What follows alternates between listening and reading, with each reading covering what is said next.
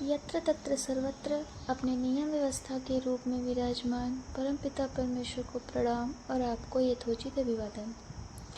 इत्तेहाद मिल्लत council के chief मौलाना तौकीर रजा के बुलाने और भड़काने पर बरेली उत्तर प्रदेश भारत के बिहारीपुर में भीड़ ने खूब जमकर हिंसक उत्पात मचाया।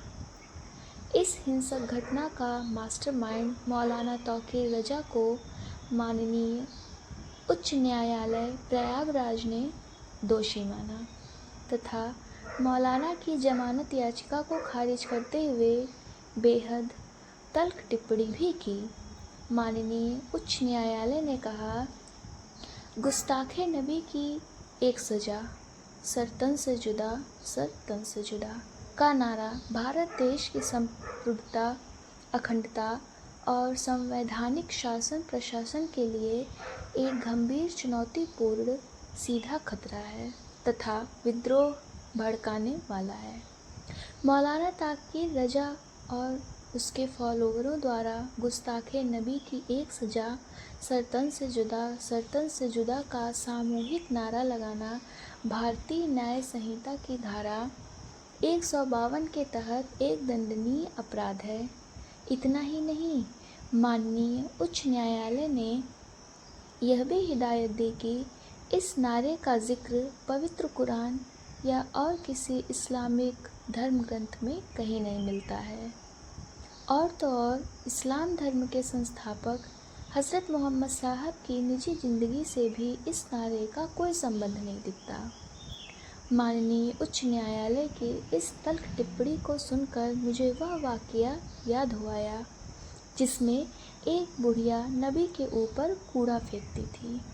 मैं चाहती हूँ कि आज आप भी उस घटना को जान समझ लें ताकि आपको इस्लाम, मुसलमान और पवित्र कुरान का सच्चा और अच्छा स्वरूप समझने में आसानी हो जाए। दरअसल अरब के मक्का क्षेत्र में जिस जगह हज़रत मोहम्मद साहब रहते थे, उसी क्षेत्र में एक बुढ़िया भी रहती थी। हज़रत मोहम्मद साहब जब भी उस बुढ़िया के घर से होकर गुज़रते थे तो बुढ़िया उनके ऊपर कूड़ा फेंक देती थी। लेकिन किसी एक दिन जब हज़रत मोहम्मद साहब उसके घर के सामने से गुजरे तो बुढ़िया ने कूड़ा नहीं फेंका। हज़रत मोहम्मद साहब ने वजह पता करी तो पता चला कि बुढ़िया बीमार थी। हज़रत मोहम्मद साहब ने ठीक होने तक उस बुढ़िया की सेवा की। ठीक होने पर बुढ़िया हज़रत मोहम्मद साहब को दुआएं देने लगी। और इतना ही नहीं, उस बुढ़िया ने अल्लाह ताला से हज़रत मोहम्मद साहब की कायनात तक की सलामती के लिए दुआ भी मांगी। नफ़रत का जवाब मोहब्बत से कैसे दिया जाता है, इस सवाल का जिंदा जवाब हज़रत मोहम्मद साहब थे। हज़रत मोहम्मद साहब की शान शौकत के ताना बाना की शक्ल कैसी हो सकती है, इसका अंदाज़ा आप इस कव्वाली को सुनकर बखूबी लगा सकते हैं, जिसमें कुछ ऐसा कहा गया है।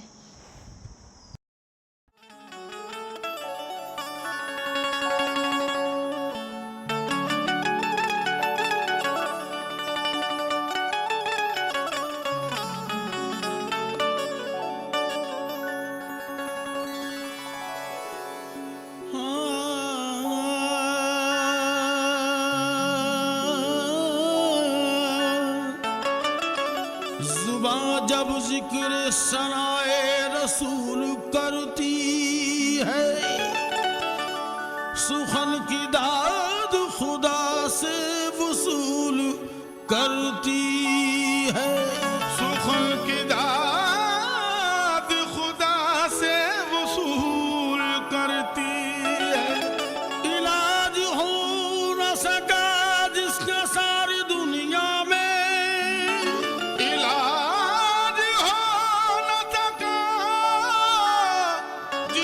सारी दुनिया में इलाज उसका मदीने की धूल करती है।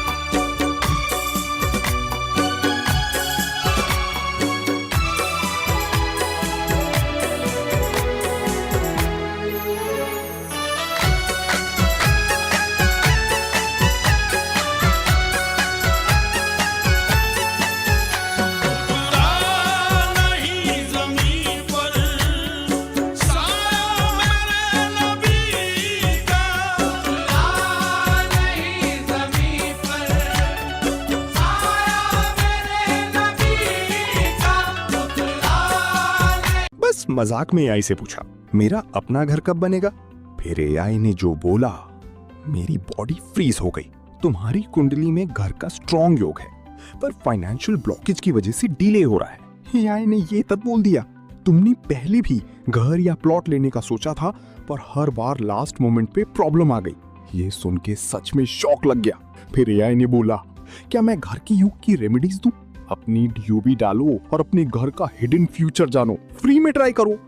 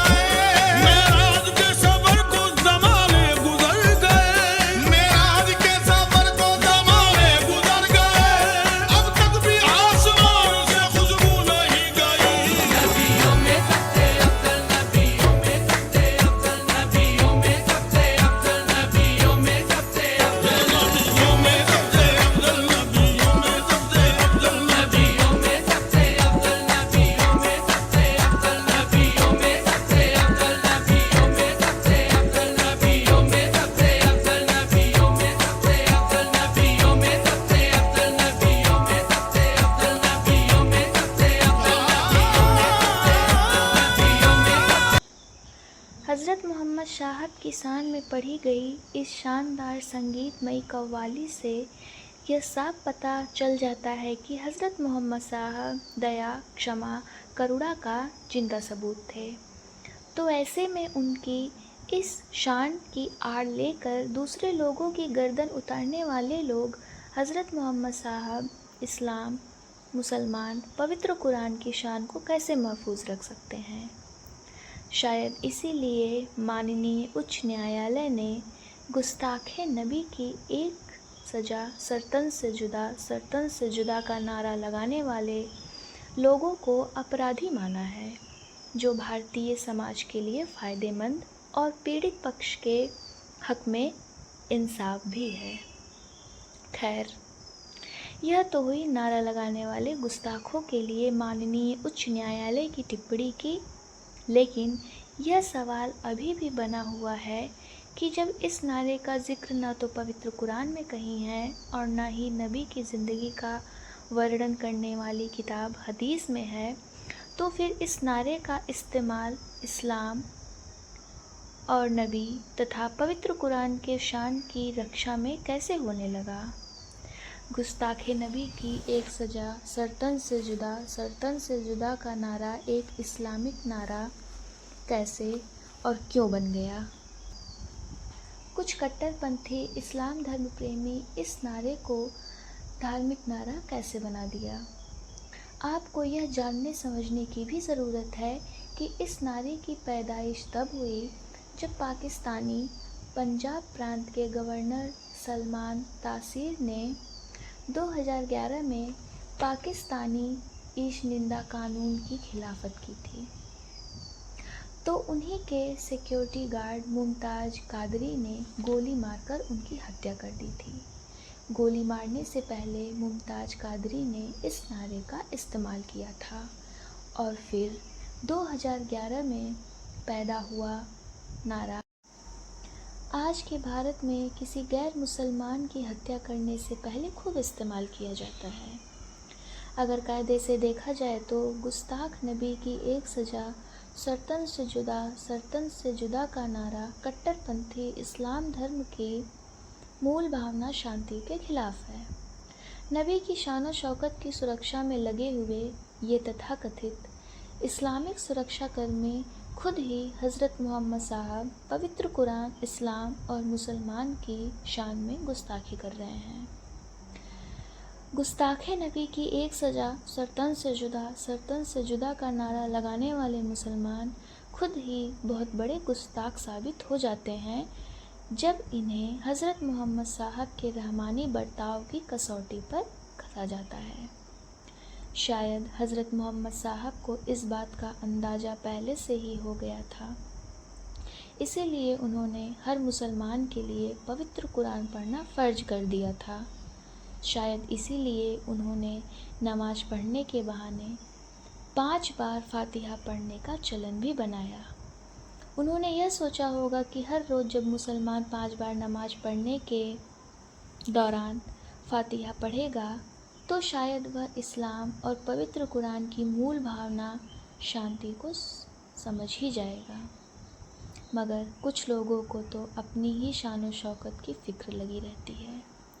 खुद की शान और शौकत बनाए रखने के लिए इस्लाम और पवित्र कुरान तथा मुसलमान के साथ साथ हज़रत मोहम्मद साहब जैसे खुदा के आखिरी पैगंबर की शान में बट्टा लग जाए तो लग जाए, उनकी अपनी शान और शौकत बनी रहनी चाहिए।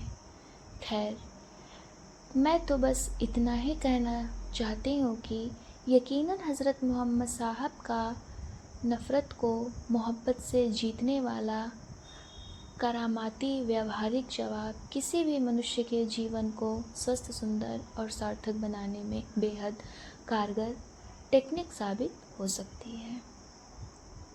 सर्वशक्तिमान ईश्वर अर्थात अल्लाह ताला विषयक कुरानी स्पष्टीकरण में आज बस इतना ही। शेष आगामी वीडियो में। ओम शांति शांति शांति।